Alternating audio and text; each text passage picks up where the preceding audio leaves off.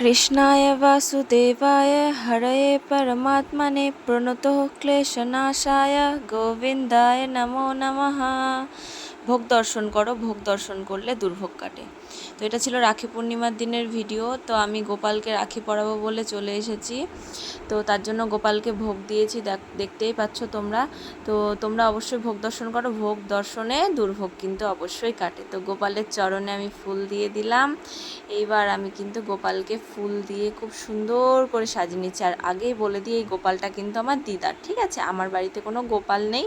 তো আমার ভাই হিসেবে আমি গোপালকেই রাখি পরালাম। তো দিদাদের যাই হোক এবছর হবে না রাখি পরানো, তো এবছর আমিই গোপালকে রাখি পরালাম। তো দেখো আমার সুন্দর করে গোপালকে রাখি পরিয়ে দিচ্ছি।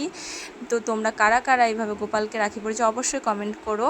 আর আমার এই ভিডিওটা দিতে একটু লেট হয়ে গেল, আসলে বুঝতেই পারছো সোমবার গেল, অনেক রকম প্রবলেমের কারণে দিতে পারিনি। তো খুব সুন্দর লাগছে আমার ছোট্ট গপুকে। তারপরে আমি গপুকে এবার একটু মিষ্টি মুখ করিয়ে দেব। রাখি পরানোর পর তো মিষ্টি মুখ অবশ্যই করতে হয়। তো দেখছো গপুকে মিষ্টি মুখ করিয়ে দিচ্ছি আমি।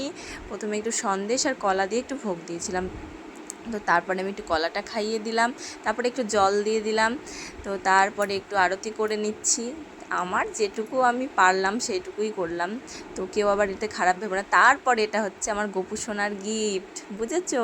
আসলে গোপালের সাজানো হয়ে গেছিলো, তো সেজন্য আমার দিদা বললো জামাটা এমনি দিয়ে দে। তো গোপালকে গিফটটা দিয়ে একটু প্রণাম করে নিলাম।